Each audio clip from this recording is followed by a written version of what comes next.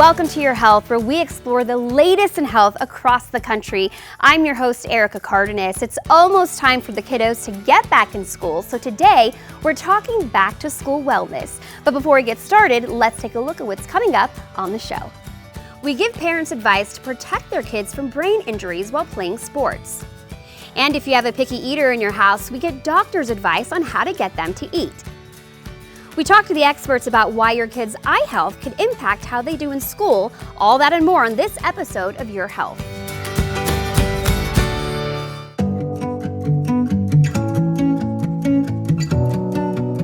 Getting back to school ready doesn't mean just buying those school supplies. We also need to be thinking about our children's emotional health. So joining me now to talk more about that is Dr. Marian Eberly. Thanks for joining us, Doctor. Thank you for having me. I appreciate it. First off, what are some signs to tell if a child is struggling? Children respond behaviorally when they are anxious. You may see an increase in irritability, crying, changes in their diet or eating habits, their ability to sleep well. They may wake up more frequently during the night. This is an indication that there's something going on they're a little stressed about. Right. Okay, so social media plays a big part of our kids' lives, and unfortunately with that sometimes comes cyber or online bullying. As parents, what can we do to help our kids cope with that?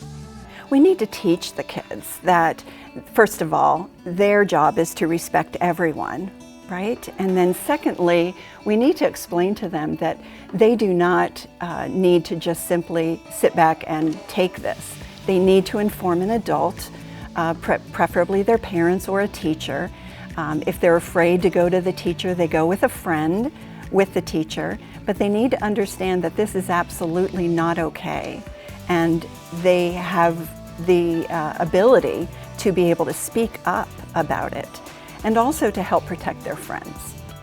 Always reinforcing to them that it is okay to talk to a teacher, to go to an adult, to talk to mommy and daddy about what's happening at school. Anxiety and depression is on the rise with children anyway, but this culture that they're living in where bullying is commonplace, and about 30% of children will be bullied between grades 6 and 12, and that's just 6 to 12. But that's where bullying is most common in those grades. So it can be a fine line between, say, wanting to be your child's friend and needing to be their parent. So how can we get our kids to open up to us more while still maintaining a healthy parent-child relationship? Asking questions. Asking questions, just interviewing your child, not lecturing, just listening, okay? Replace the lecturing with listening, I tell parents, and ask and ask and ask. When you begin to ask questions and don't pause to lecture, they are more inclined to speak and to really tell you what's going on with them. There is a time to teach, and that time will come, but listening is key. Any final advice on getting your kids ready to head back to school? I think just letting them know that it's okay to have some anxiety about what this year may bring, but then also look at what the positives are. What kind of things are they looking forward to this year? And really emphasizing that. Well, thank you so much for joining us, Marian. Great information. If you'd like more information to help your child, just head over to the Association for Children's Mental Health website.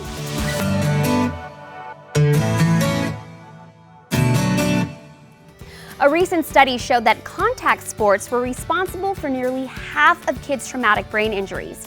So we talked to the experts to get advice on keeping our kids safe while playing sports.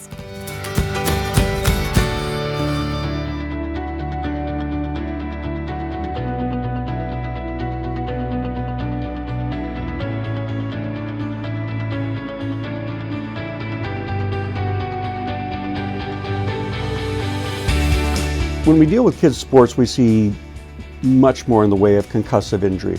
People need to understand that young women's sports have a very high incidence of associated concussion, even more so than young boys playing football. Being that I'm involved in sports, I wanted her to try everything, and soccer was one that a lot of kids at a young age start. And so because of that, I introduced her to it. I've been playing soccer for about 5 or 6 years now, and I like how there's a lot of running involved, and I've been really liking soccer. Good.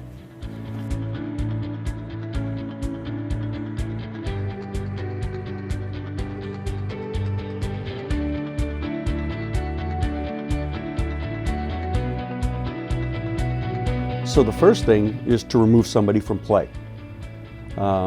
The next important thing is to keep them from play until they have no symptoms, no headaches, no short-term memory issues, no behavioral issues, no nausea, vomiting, no dizziness. Everything has to be at baseline before you even think of returning them to play. You're always worried as a parent. Anything, I'm worried if she rolls her ankle, but her head especially with the concussions and the brain swelling is a scary thing. So I just try to tell her to learn how to use her body a little bit better than leading with her head.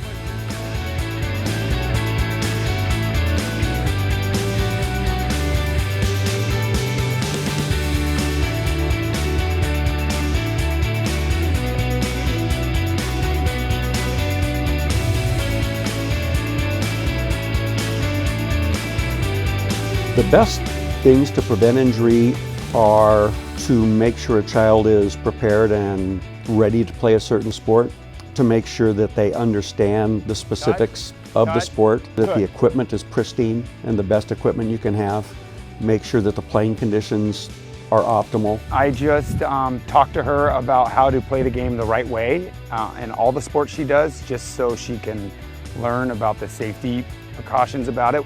All parents should educate themselves on how to recognize concussion and take a responsibility not only for their own children but for everybody else playing. I just feel that sports in a whole is good for kids. It teaches them life lessons and it teaches them how to live a healthy lifestyle. And if we can get these kids to play the sports and the games properly, then it should benefit all our youth today.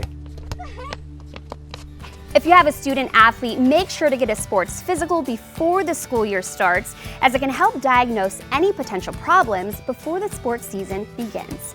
Don't go away, we have a lot more coming up on Your Health, a center that has a unique approach to help people kick their addictions. And doctors share ways you can help reduce your risk of cancer.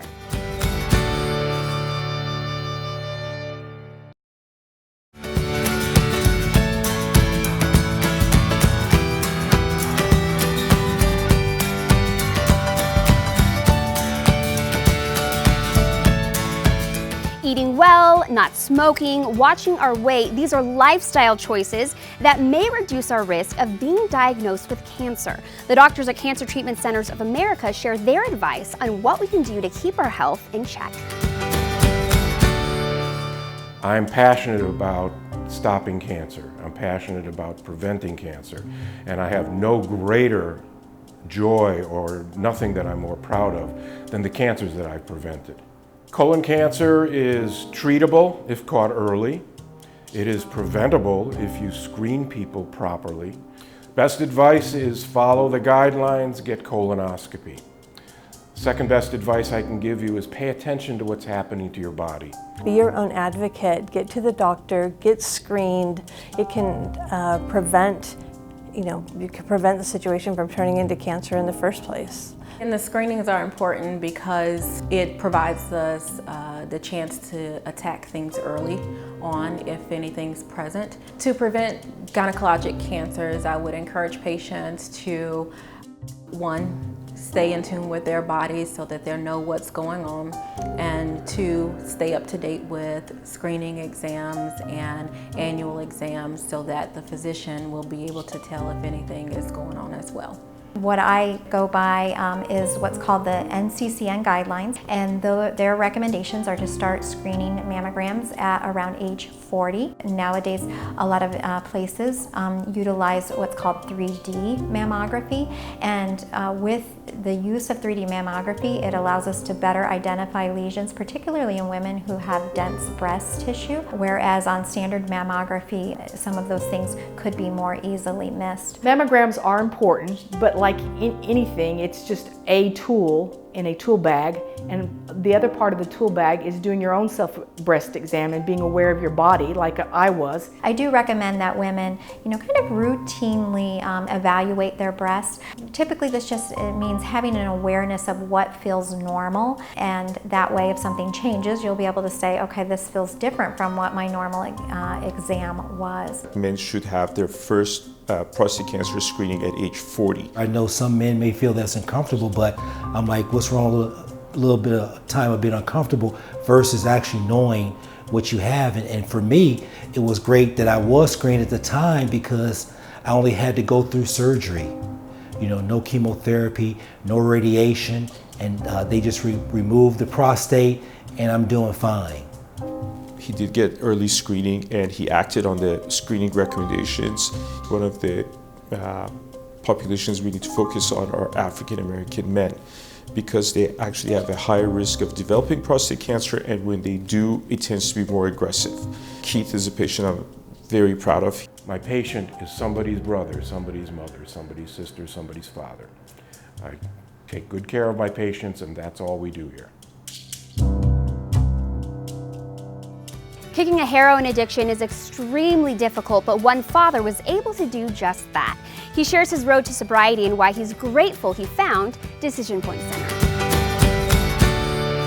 I went to school for a little while at ASU, and then I started working full-time, doing construction, got a place on my own, and me and my son and my son's mom moved in together. I started drinking a little bit more and started drinking more frequently by myself. I was dealing with stress, anxiety, and I started turning to, drugs, pills, whatever the case may be, kind of just searching for an escape. Me and my son's mom ended up splitting up when my son was about 3. I can't tell you how many times I said to myself, all right, this is my last night. This is the last time I'm gonna drink or whatever. I had ended up losing my apartment. I was basically living out of my car or hopping couches. And I was on the verge of, losing my son. At that point, I'm like, I need some help. I need to go to treatment. I did my research online, started looking at different places throughout the valley, and then Decision Point came up. They kind of welcomed me in with open arms and were very encouraging. Some of the other treatment centers, they kind of put everybody into one big bowl and treat a lot of the clients the same. Whereas here, they have specific treatment plans for each individual. We have a really close community, a really great group of people here. We spend every day together. My first month here, I got to go on a canyoneering trip. And for me, that's a very therapeutic aspect because being out in nature is something I really hold dear to myself. Not only was it a great view, but it was a great challenge as well. It kind of correlates to what sobriety is gonna be like. You pushing through and not giving in when the times get tough is where growth is made. I've been here for 90 days now, and today I am graduating. They make sure you have a clear-cut plan for when you leave here, so that way you're best set up for success. Decision Point saved my life. They didn't just teach me how to get sober, they taught me how to stay sober. And they taught me how to love myself again because I didn't think that was possible before. Today I have confidence in myself, I believe in myself. I really am optimistic of what the future holds for me. I've kept in contact with my son since I've been here. I can be a present and sober dad for him and give him the father that he deserves. I know how it feels to feel hopeless and in despair, but there's absolutely a way out, and you just have to give the opportunity to go into treatment. I believe that when you surrender, when you stop fighting things, that's when you're able to make the growth. But I know it's a tough decision to make, but it's the best decision I've ever made. I'm Blake, I'm 26 years old, and I was a heroin addict.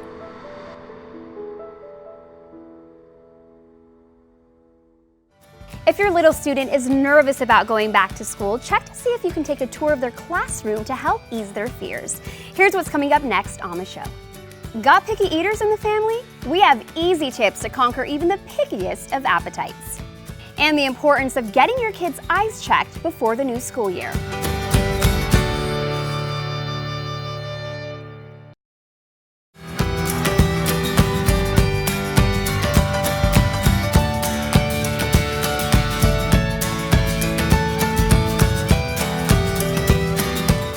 Picky eaters. This one won't eat anything green, and this one only wants mac and cheese. It's enough to drive a parent crazy. But help is on the way with these tips. My name is Allison Gilbert, and I'm an injury prevention specialist at Phoenix Children's Hospital. Not all kids are picky eaters, but it is something that's very common and very normal. There's a lot of things that children will try to kind of control, and food is one of those things. So as they're exploring their world, they might also explore being able to say no or yes to different things, and food just happens to be one of those.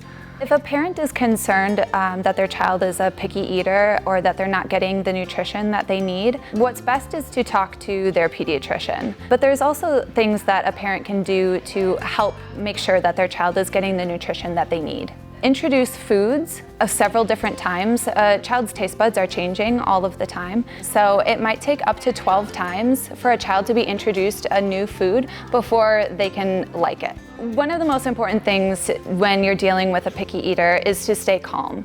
Having a picky eater can be really frustrating or worrisome for a parent, and so making sure that you stay calm. Try not to make a big deal if your child isn't finishing the food that they're given. If they're not ready to finish it, maybe packing it up and having it as leftovers, and then when your child comes to you and says that they're hungry, you have something prepared. Family meals are very important, not only with a picky eater, but also in child development. In the area of picky eating, having a family meal can really be beneficial because the child will see the entire family also eating the food that they've been served.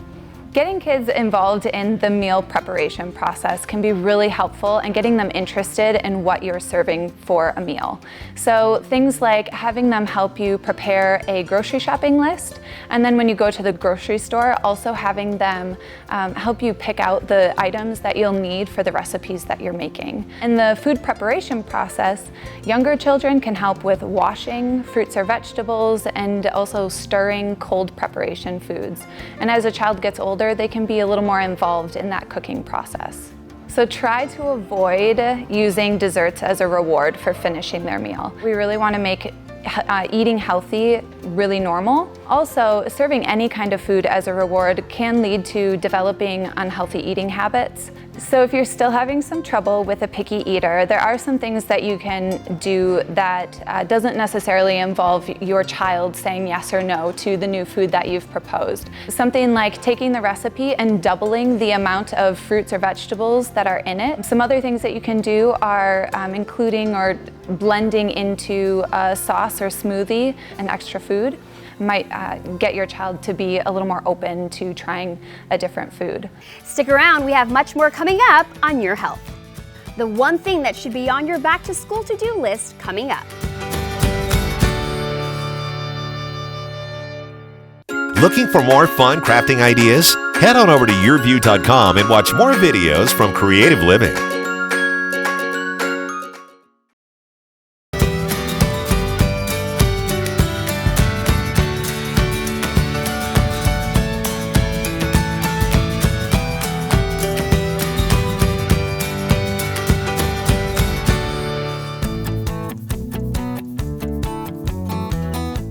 As kids head back to school, an eye exam should be on your to-do list. Joining me now is Dr. Feist from Midwestern University's Eye Institute. Welcome, Doctor. Thank you.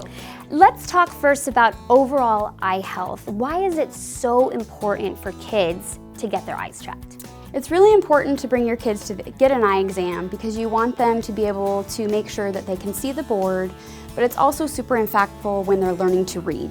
So whenever they're learning, sometimes words can move around on the page, they can see double, things are blurry, but those are hard things for kids to articulate, and those are things that are not caught in a school screening or things that a pediatrician would routinely look for. What age should kids start getting their eyes examined and how frequently?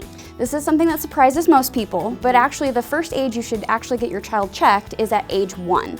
There's an infancy program where all kids under the age of 1 actually get a free eye exam. So all you have to do is look up an infancy provider and they'll provide provide the eye exam to any person for free. And then we recommend again at 3, and then at 5, and then a yearly exam after that while they're in school. Wow, that's really, really interesting. Now, I actually started wearing glasses when I was 8 years old. So what are some of those signs that parents should be looking for to indicate that their kids might be having trouble seeing? Some of the most obvious ones are that you're squinting, or you're getting close to the paper, or sometimes eye rubbing at the end of the day, headaches at the end of the day. Actually, avoidance of near work is probably one of the other most common things that will have people come in, or even just shutting an eye or closing an eye. Those are things to kind of watch for. Okay, absolutely. Now, there is a full service clinic here at the Eye Institute. Tell us more about that. So the great thing about Midwestern Eye Institute is we're able to see kids from 0 to even adults all the way to 99. So we have pediatric care, we have low vision care, we have primary care, contact lenses, and even ERG clinics. So those individuals who are having a loss of vision and we're not sure why, we'll get a lot of referrals in. Now, doctor, you also train students here at the College of Optometry. Tell us more about that program. So as far as optometry school, it's a 4-year program, and in the last 2 years, that's when students start seeing patients. And so in our 3rd year clinic, that's where most of the primary care takes place. And so when you come to the Institute, you'll be seeing the students as well during your exam, and then a faculty will come in and kind of recheck to see what the students did. So it's a little bit of a longer exam, but probably one of the most thorough exams you're ever going to get. Absolutely. Now, do you have any last tips or advice for parents to keep their kids' eyes healthy? One thing I would recommend is you always have sunglasses whenever you go outside, and then I would say with all of the new digital devices that are out there, you want to make sure that you maintain screen time and try to lessen that over the day. Anytime that they are playing video games, that they're taking breaks after about 20 minutes so that their eyes don't feel that eye strain. Well, thank you so much, doctor, for joining us today. If you'd like more information on Midwestern University's eye clinics, just head over to their website. Before we go, here are a few more tips to ensure a good school year for your kids. First on the list should be immunizations. Check with your school to see what vaccines are required in your school district. Get bedtimes back on track. Kids need quality sleep to function in school, anywhere from 8 to 12 hours depending on their age. And finally, stay in tune with your child's mood. Depression, anxiety, and stress are big health risks for children. Don't take fine for an answer. Be sure to engage your kids in conversation to see how things are really going. Thank you for joining us on Your Health. I'm Erica Cardenas. See you next time.